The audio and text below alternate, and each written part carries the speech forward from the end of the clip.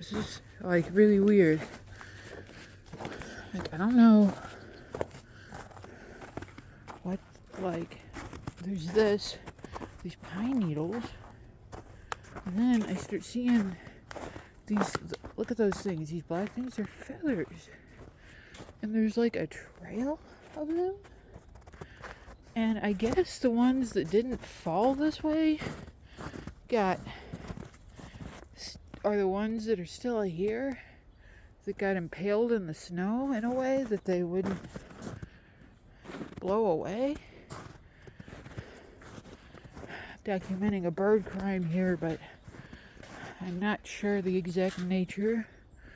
It looks like blood, maybe.